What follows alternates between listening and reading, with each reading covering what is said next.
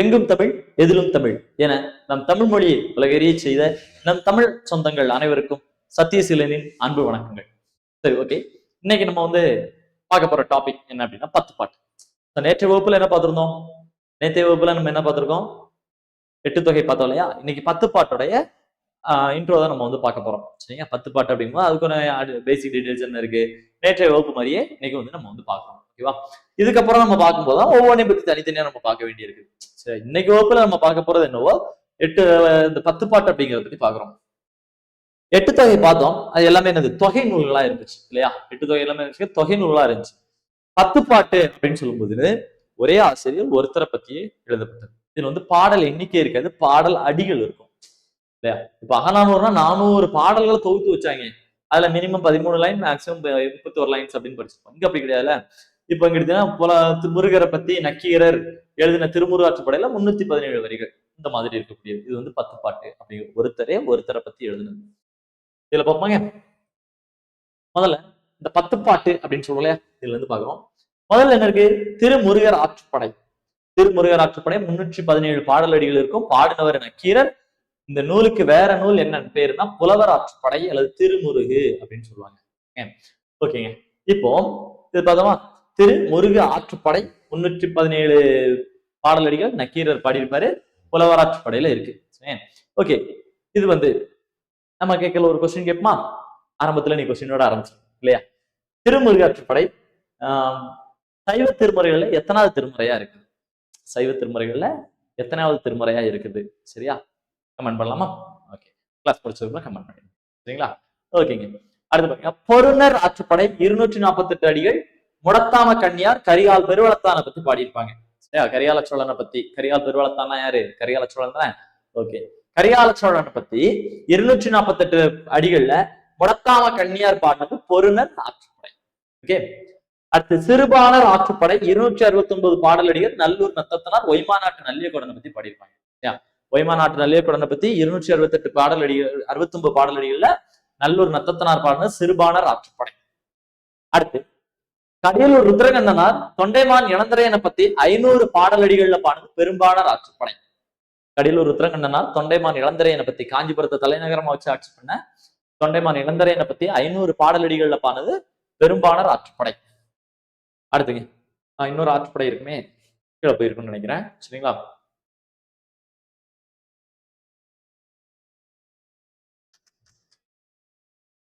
கீழே இருக்கும், மலைபடுக்கடாம்னு சொல்லுவோம். இரண்யமுட்டத்து பெருங்குண்டூர் பெருங்கௌசியனார். இரண்யமுட்டத்து பெருங்குண்டூர் பெருங்கௌசியனார் நன்னன் செய் நன்னனை பத்தி ஒரு 583 பாடல் பாடியிருப்பாரு. இது பேரு மலைபடுக்கடாம். இன்னொரு பேரு கூத்தர் ஆற்றுப்படை. சரிங்க. சரி, இந்த ஆற்றுப்படைனா என்னங்க அப்படின்னா இதுல பாக்குறீங்க. மொத்தம் எத்தனை ஆற்றுப்படை இருக்குன்னா 5 ஆற்றுப்படை இருக்கும். திருமுருக ஆற்றுப்படை, பொருணர் ஆற்றுப்படை, இது சிறுபாணர் ஆற்றுப்படை, பெரும்பாணர் ஆற்றுப்படை, முல்லைப்பாட்டு சாரி இது மலைப்படுக்கடம் கூத்தராற்றுப்படை. இந்த ஆற்றுப்படைனா என்னங்க அப்படின்னு கேட்டா, ஆற்றுப்படுத்துதல் அப்படின்னு பேரு. ஆறுனா என்னது? வழி. அப்ப ஆற்றுப்படுத்தனா வழிகாட்டுதல் அர்த்தம். சரிங்க. அதாவது இப்ப எக்ஸாம்பிள் என்ன சொல்றோம்? திருமுருக ஆற்றுப்படை அப்படிங்கிறது. சரிங்க. அதுக்கு இன்னொரு பேர் என்னது? புலவர் ஆற்றுப்படைன்னு சொல்லுவோம். அதாவது ஏற்கனவே தமிழ் புலவர்கள் தமிழ் கடவுளாகிய சேயும் முருகரை வணங்கி அருள் பெற்றிருப்பாங்க. இப்படிப்பட்ட புலவர்கள் மற்ற புலவர்களுக்கு வழிகாட்டுறாங்க. அதான் புலவரை ஆற்றுப்படுத்துதல் புலவர் ஆற்றுப்படைன்னு சொல்றோம். சரியா? புலவர் ஆற்றுப்படைன்னு என்ன? புலவர்கள் ஏற்கனவே முருகரை வணங்கின புலவர்கள் மற்ற புலவர்களுக்கு வழிகாட்டுறது, ஆற்றுப்படுத்துதல். இதைத்தான் புலவர் ஆற்றுப்படைன்னு சொல்றோம். அப்ப பொருணர் ஆற்றுப்படைனா என்னங்க அப்படின்னு கேட்டா, பொருணர் அப்படிங்கிறவங்க யாரு? பொருணர் அப்படிங்கிறது யாருன்னா, பொருணர் அப்படிங்கிறது யார் அப்படின்னா ஒருவர் மாதிரியே வேஷம் போட்டு ஆடுறவங்க. சரிங்க, ஒருத்தர் மாதிரியே வேஷம் போட்டு ஆடுறவங்க. இப்ப கரிகால சோழனை பார்க்க போறோம்னா கரிகால சோழன் மாதிரியே வேஷம் போட்டு ஆடுவாங்க. சேரன் செங்குட்டுவனை பார்க்க போறோம்னா சேரன் செங்குட்டுவன் மாதிரியே போவாங்க. சோ இப்படி போறதான் பொருணர்னு சொல்லுவோம். இந்த பொருணர்கள் ஏற்கனவே கரிகால் மாவளத்தான், அதாவது கரிகால சோழனை பார்த்து பாடி பரிசு வாங்கின பொருணர்கள் தங்களை மாதிரியே மத்த பொருணர்களுக்கு வழிகாட்டுறாங்க.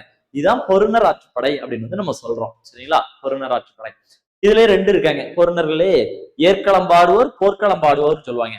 உழவர்கள் மாதிரி பாடுறவங்க, வீரர்கள் மாதிரி நடிக்கிறவங்க. சோ இப்படி ஏற்களம் பாடுவோர், போர்க்களம் பாடுவோர், இவங்களைத்தான் பொருணர்னு சொல்லுவோம். அடுத்து சிறுபாணர் ஆற்றுப்படை, பெரும்பாணர் ஆற்றுப்படை. பாணர்னா யாருங்க அப்படின்னு கேட்டா, பாணர்னா யாரு? இசைக்கலைஞர்கள். கையில சின்ன யாழ் வச்சிருந்தாங்கன்னா சிறுபாணர், பெரிய யாழ் வச்சிருந்தாங்கன்னா பெரும்பாணர். அவ்வளவுதான். சரியா? சிறிய யாழா பெரிய யாழா, அதான் சிறுபாணர் பெரும்பாணர். ஓகே. அப்ப ஏற்கனவே பாடி பரிசு வாங்கின பாணர்கள் மற்ற பாணர்களுக்கு வழிகாட்டுறாங்க. இந்த அரசரை போய் பாத்தீங்கன்னா உங்களுக்கு வந்து பரிசு கொடுப்பாரு, உங்களோட கஷ்டத்தை தீர்த்து வைப்பாருன்னு சொல்லி வழிகாட்டுறது. இதுதான் ஆற்றுப்படை. ஓகேவா? கூத்தர் ஆற்றுப்படை என்னது? கூத்தர்கள் ஏற்கனவே நன்னன் செய் நன்னன் கிட்ட பாடி பரிசு வாங்கின கூத்தர்கள் இருக்காங்க இல்லையா? சோ இந்த கூத்தர்கள் வேற சில கூத்தர்களுக்கு வழிகாட்டுறது. இதுதான் கூத்தர் ஆற்றுப்படை அப்படின்னு நம்ம சொல்றோம். சரியா? ஓகே. அப்போ நம்ம என்ன பார்த்திருக்கோம்? 10 நூல்கள் இருக்கு அப்படின்னு பார்த்தோம். 10 பாட்டுல 5 இருந்து என்ன பார்த்திருக்கோம் அப்படின்னாக்க ஆற்றுப்படையை பார்த்தோம். சோ ஆற்றுப்படைன்னு சொன்னா என்ன பார்த்திருக்கோம்? ஆற்றுப்படுத்துதல், வழிகாட்டுறதுன்னு பேரு. 6 என்னதுங்க? வழி. அப்ப பாருங்க, திருமுருகாற்றுப்படையில நக்கீரர் முருகரை பத்தி சொல்லியிருக்காரு பாட்டது. இதுக்கு பேரு புலவர் ஆற்றுப்படை, இல்ல திருமுருகுன்னு பேரு. பொருணர் ஆற்றுப்படையில முடத்தாம கன்னியார் கரிகால சோழனை பத்தி பாடியிருப்பாரு. சரிங்களா? அடுத்துங்க, சிறுபாணர் ஆற்றுப்படையில நல்லூர் நத்தத்தனார் ஒய்மா நாட்டு நல்லியக்கோடனை பத்தி பாடுறாரு. ஒய்மா நாட்டு நல்லியக்கோடன்னா யார் அப்படின்னு சொன்னா, ஒய்மா நாடுங்கிறது ஓவியர்களின் நாடுன்னு சொல்லுங்க. ஓய்மா நாடு அப்படிங்கறதான் ஒய்மா நாடுன்னு மாறிடுச்சு. நம்ம ஓவியம் பெயிண்டிங்ஸ்க்கு வந்து தமிழ்ல நிறைய பேர் படிச்சிருக்கோம் இல்லையா? படம், படம், சித்திரம், அடுத்து பட்டிகை செய்தி, கண்ணெழுத்து, இப்பெல்லாம் படிப்போம் இல்லையா? அது மாதிரி ஓவியர்களுக்கு நிறைய பேர் படிச்சிருப்போம் இல்லையா? சித்ராங்கதன், சித்திரசேனா, கண்ணுள் வினைஞன், ஓவியன், ஓவியமாக்கள்னு படிப்போம் இல்லையா? இப்படி ஓவியமாக்கள், அதாவது ஓவியர்கள் வாழ்ந்த நாடுதான் ஓவியமாக்களின் நாடு. ஓவியமாக்களின் நாடுதான் சுருங்கி எப்படி மாறிச்சு? ஓய்மான் நாடு. அதுதான் பின்னாடி ஒய்மா நாடு மாறிடுச்சு. சரிங்க? அப்படிப்பட்ட ஒய்மா நாட்டு தலைவனான நல்லியக்கோடனை பத்தி நல்லூர் நத்தத்தனார் பாடுனா சிறுபாணர் ஆற்றுப்படை. இந்த ஒய்மா நாடுனா எங்கன்னா வெள்ளூர், திண்டிவனம் ஏரியா. ஓகே. அடுத்து பெரும்பாணர் ஆற்றுப்படை. கடியலூர் ருதிரகண்ணனார் காஞ்சிபுரத்தை தலைநகரமா வச்சிருக்க தொண்டைமான் நிலக்கரையை பத்தி படிப்பாரு. சோ இதுக்கு வந்து பாத்தீங்கன்னா பெரும்பாணர் ஆற்றுப்படைக்கு பாணாற்றுப்படை, சமுதாய பாட்டு அப்படின்னு 2 பேர் இருக்கு. பாணாற்றுப்படை, சமுதாய பாட்டு. பாத்தீங்களா? அப்புறம் என்ன இருக்கு? மலை கொடுக்கலாம். சோ பெருங்கௌசிகனார் பாடியிருப்பாரு. இரண்யமுட்டத்து பெருங்குன்ற பெருங்கௌசிகனார் பாடியிருப்பாரு. நன்னன் சே நன்னனை பத்தி கூத்தர் ஆற்றுப்படையில பாடுறாரு. 5 ஆற்றுப்படைகள் பாத்துட்டீங்க. பேலன்ஸ் இன்னொரு 5 பாப்போமா? முல்லைப்பாட்டு. இப்ப அடுத்து பாப்போமா? முல்லைப்பாட்டு 103 அடிகள் இருக்கிறதுலயே 8 தொகையில ரொம்ப கம்மியான பாடல் அடி. 10 பாட்டுல ரொம்ப கம்மியான பாடல் அடிங்க.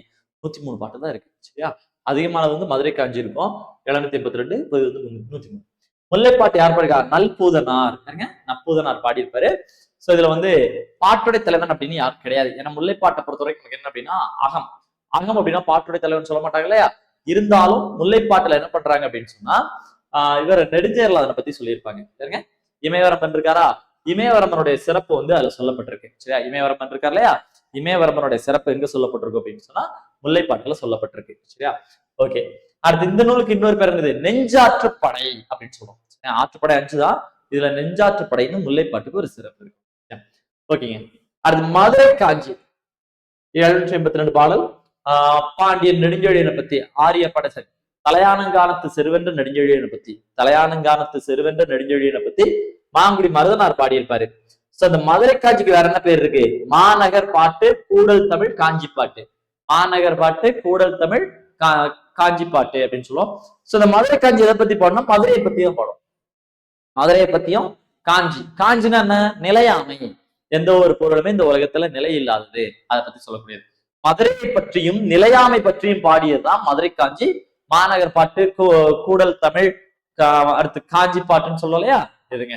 சரி, யாரு? தலையானங்கானத்து செருவென்ற நெடுஞ்செழியனை பத்தி. தலையானங்கானத்து செருவென்ற நெடுஞ்செழியன் நமக்கு தெரியுமாங்க? தன்னுடைய சின்ன வயசுலயே சேர சோழ 5 வேளிருடைய தலையை வெட்டி அவர்களுடைய 7 பேருடைய மணிமுடியையும் தன்னோட கழுத்துல மாலையா போட்டவர் இல்லையா? சோ அப்படிப்பட்டவர். அவரை பத்தி தான் படிப்பாங்க. அடுத்து நெடு நல் வாடை. நக்கீரர் பாடியிருப்பாரு.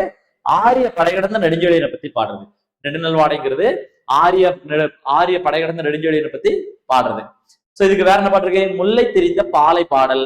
அடுத்து 10 பாட்டின் இலக்கிய கருவூலம் சொல்லுவாங்க. என்னங்க? 10 பாட்டின் இலக்கிய கருவூலம். அடுத்து என்னது? முல்லை தெரிந்த பாலை பாடல். ஓகேவா? அடுத்து குறிஞ்சிப்பாட்டு கபிலர் வந்து ஆரிய மன்னன் பிருகதத்தனை பத்தி பாடியிருப்பாரு. ஆரிய மன்னன் பிருகதத்தன், வடமொழி மன்னனான பிருகதத்தன் பத்தி கபிலர் பாட்டதான் குறிஞ்சிப்பாட்டு. சோ அதுக்கு பெருங்குறிஞ்சி களவியல் பாட்டு அப்படின்னு பேர் இருக்கு. அடுத்து பட்டினப்பாளையம் 320 அடியில கடியலூர் ருத்ரங்கம்னா கரிகால் மாவளத்தான் பத்தி பாடுவாரு. இதுக்கு பேரு வஞ்சி நெடும்பாட்டு. சரி, இதை பத்தின தகவல் கொஞ்சம் பாத்துருமா? இப்போ இதெல்லாம் பார்த்தோம்ல, கொஞ்சம் கொஞ்சமா பாப்போனா. இருக்கிறதுலே பெரிய பாடல் அப்படின்னு சொன்னா மதுரை காஞ்சி, இருக்கிறதுலே சின்ன பாடல் சொன்னா முல்லைப்பாட்டு. சரியா? அகமா புறமான் பாப்பமா. திருமுறாற்றுப்படை புறம், பொருணராற்றுப்படை புறம், திருவானாற்றுப்படை புறம், பெரும்பானாற்றுப்படை புறம். இன்னும் இதுல புறம் தான் நிறைய இருக்குன்னா, ஆமாங்க புறம் தான் நிறையா. ஏன்னா இதுல ஏதோ ஒரு மன்னரை பாட்டுடைய தலைவனை வச்சு பாடியிருக்காங்கல்ல. முல்லைப்பாட்டு அகம், மதுரை காஞ்சி, புறம், நெடுநல் வாடை. அகமா புறமா அப்படின்னு இன்னைக்கு சந்தேகமா தான் இருக்கு. என்னங்கிறதெல்லாம் பார்ப்போம்.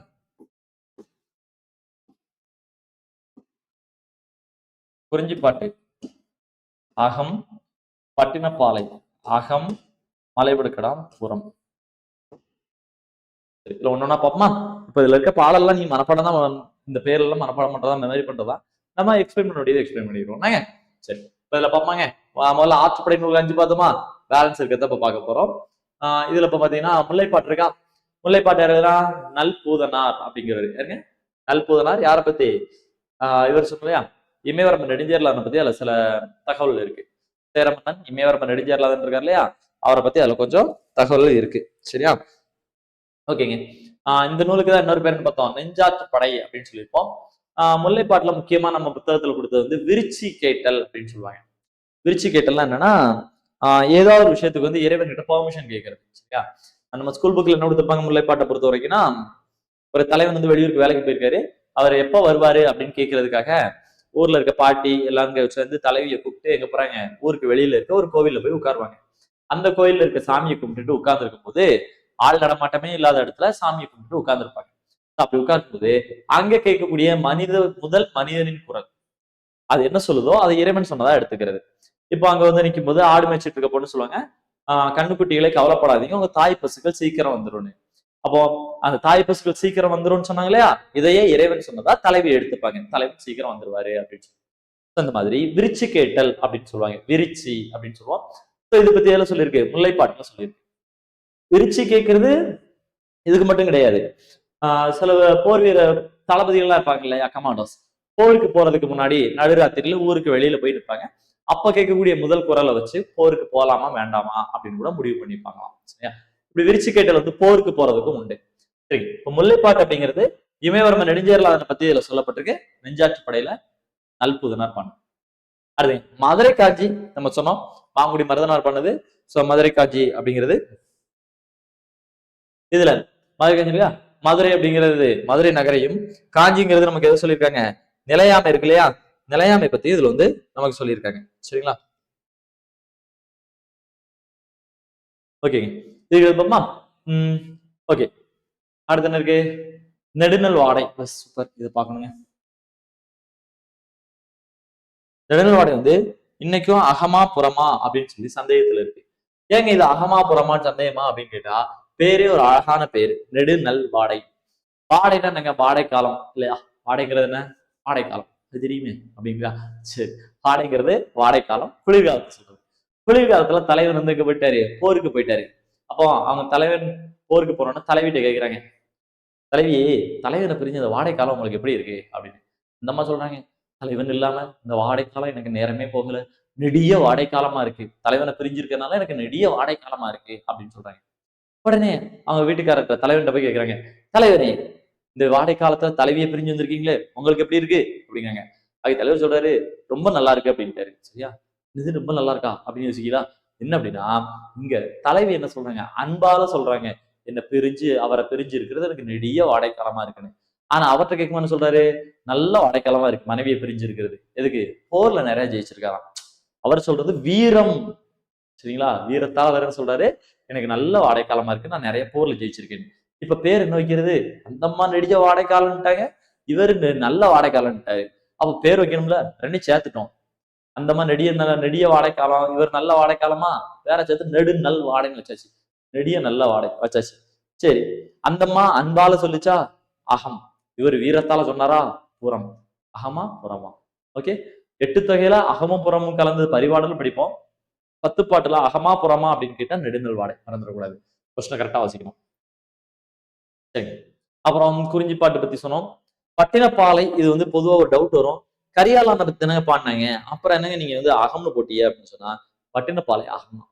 இதுல முக்கியமான ஒரு விஷயம் பத்தி படிக்கணும் அப்படின்னு சொன்னா, பட்டினப்பாலை மதுரை காஞ்சி மதுரையை பத்தி மட்டும் பாடும். பட்டினப்பாலை காவிரிப்பும் பட்டினத்தை மட்டும் நிறைய சொல்லியிருக்கும். சரியா, காவிரிப்பும் பட்டினத்தோட பெருமையை சொன்னது பட்டினப்பாலை. நிறைய இருக்கு சொல்லலாம், அது தனியாவே ஒரு கிளாஸ்ல பார்க்க போறோம். ஒரு தனியாக கிளாஸ்ல பார்த்துக்கலாம். சரியா, ஓகே. ஓகே, அப்புறம் சொல்லலாம்னா பட்டினப்பாலை ஏன் அகம்னு சொல்லணும்ல. பொதுவா தலைவன் தலைவியோட பேரை சொன்னாதான் என்னது புறம். இங்க தலைவன் தலைவி பேரை சொல்லல.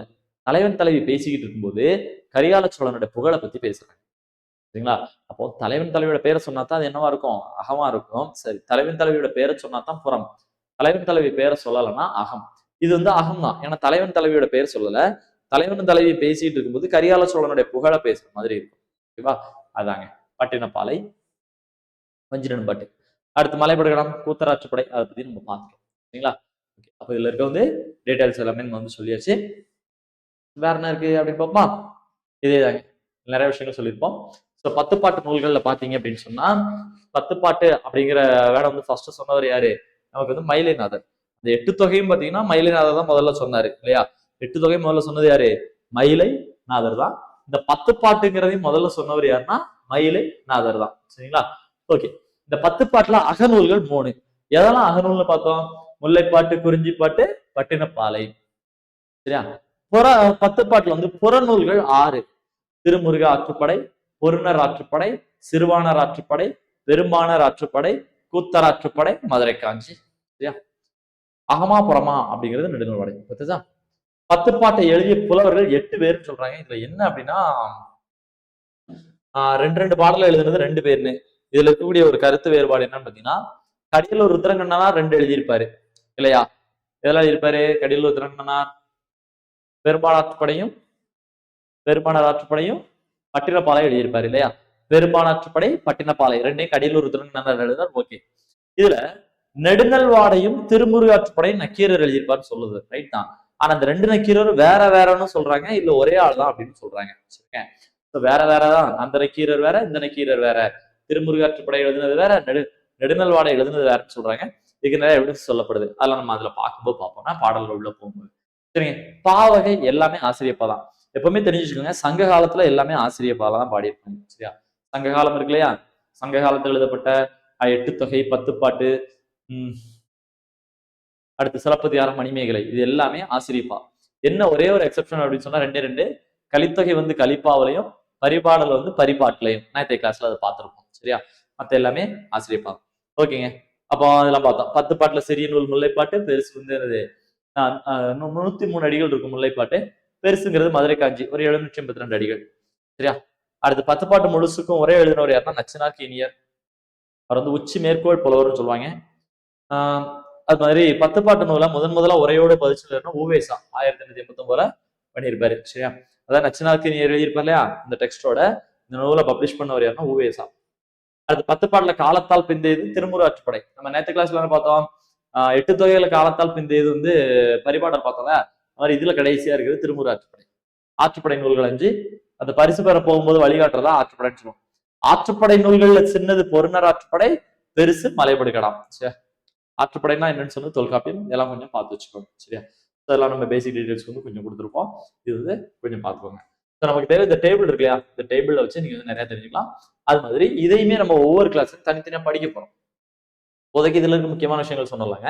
இதே நம்ம என்ன பண்ண போறோம்னா அடுத்தடுத்த கிளாஸ்ல படிக்க போறோம். ஏன்னா இப்போதைக்கு நம்ம என்ன சொல்லியிருக்கோம், திருமுருகாற்றுப்படை அப்படிங்கிறது புலவராற்றுப்படை, திருமுருகன்னு பேர் இருக்கும், நக்கீரர் பாடியிருப்பாரு அப்படின்னு தான் பார்த்தோம். இதை பத்தி எல்லாம் இனிமேல் ஒவ்வொரு 2-3 கிளாஸ்ல வந்து நம்ம 10 பாடல் நூல்களை நம்ம பார்க்க போறோம். சரியா, 8 தொகையை பார்ப்போம், 10 பாட்டை பார்ப்போம். இது மாதிரி நம்ம நிறைய இனிமேல் வந்து பார்க்க வேண்டி இருக்குது. சரியா, ஓகே. இப்போ வந்து நம்ம சங்க இலக்கியங்கள் சொல்லும்போது 18 மேல்கணக்கு நூல்கள் இருக்கும். 18 மேல்கணக்கு நூல்ல நேத்து நம்ம பார்த்தது வந்து என்னது, 8 தொகை. இன்னைக்கு நம்ம பார்த்தது என்ன அப்படின்னு சொன்னா 10 பாட்டு. இதுக்கு அடுத்து நம்ம வந்து பாடல்களை பத்தி நம்ம வந்து பார்க்கலாம். ஓகே, இன்னைக்கு வகுப்பு வந்து உங்களுக்கு ரொம்ப பயனுள்ளதா இருந்திருக்கும்னு நினைக்கிறேன். ஸோ நேத்து கேட்டிருந்த கொஸ்டின்ஸ்க்கு நிறைய பேர் ஆன்சர் பண்ணியிருந்தீங்க. சூப்பருங்க. நம்ம நேத்து என்ன கொஸ்டின் கேட்டிருந்தோம்? நேத்து கொஸ்டின் கேட்கும் கேட்டோம். ஜல்லிக்கட்டு இருக்கு இல்லையா? ஏறுதழுவுதல். ஏறுதழுவுதல் பத்தி எந்த நூல்ல சொல்லியிருந்தாங்க அப்படின்னு கேட்டிருந்தோம். எந்த நூலுங்க? கலித்தொகை. கலித்தொகையிலையுமே எதுல சொல்லியிருந்தாங்க அப்படின்னா முல்லைக்கலி. முல்லைக்கலி யார் பாடியிருந்தாங்கன்னா சோழ நல்லுத்திரனார். சூப்பரா ஆன்சர் பண்ணியிருந்தீங்க. சரியா? கலித்தொகை இருக்கு. கலித்தொகையில வந்து முல்லைக்கலி பகுதியெல்லாம் முதல்ல சொல்லப்பட்டிருந்துச்சு. ஸோ அதுலயுமே என்னது சோழ நல்லூர் திறனார் இருக்கார் இல்லையா? ஸோ அவர் தான் என்ன பண்ணியிருப்பாரு? இதை வந்து சொல்லியிருப்பாரு. நம்ம கூட பார்த்திருப்போம். நம்ம 9ஆம் வகுப்பு புத்தகத்துல வந்து உரைநடை பகுதியில இருக்கும். ஏன்னா நம்ம வந்து ஜல்லிக்கட்டு விளையாடும் போது நம்மளுடைய பாரம்பரியம் ப்ரூஃப் பண்றதுக்கு நமக்கு இருந்த முக்கியமான ஒரு சோர்ஸ் அப்படின்னு சொன்னா இந்த கலித்தொகை தான். ஸோ அதனால கலித்தொகை இருக்கு இல்லையா? கலித்தொகை தான் நமக்கு வந்து அப்போ ஒரு முக்கியமான சோர்ஸா இருந்துச்சு. ஒரு சான்றா இருந்துச்சு. அதை வச்சா நம்ம வந்து இன்னைக்கு ஜல்லிக்கட்டு வந்து கல்ச்சரல் ரைட் அப்படிங்கிற ஒரு உரிமையும் நமக்கு கிடைக்கிறதுக்கு வாய்ப்பா இருந்துச்சு. ஸோ அதனால அது கொஞ்சம் தெரிஞ்சிச்சு. ஓகே, இந்த கொஸ்டின் நிறைய பேர் ஆன்சர் பண்ணீங்க. சூப்பருங்க. இப்போ நம்ம இன்னைக்கு ஒரு கொஸ்டின் கேட்டிருக்கோம். இந்த கொஸ்டினுக்கும் மறக்காம ஆன்சர் பண்ணிடுங்க. சரியா? ஓகே. என்ன கேட்டோம்? திருமுறாற்றுப்படை சைவ திருமுறைகள்ல எத்தனாவது திருமுறையில இருக்கு அப்படின்னு கேட்டிருக்கோம். சரியா? அதுக்கு மறக்காம ஆன்சர் பண்ணுங்க. சரி, ஓகே. கண்டினியூவா கிளாஸ்ல கவனிங்க, ஆக்டிவா இருங்க. நம்ம இன்னும் நிறைய தகவல்களை அடுத்தடுத்த வகுப்புல சந்திக்கலாம். சரியா? நன்றி, வணக்கம்.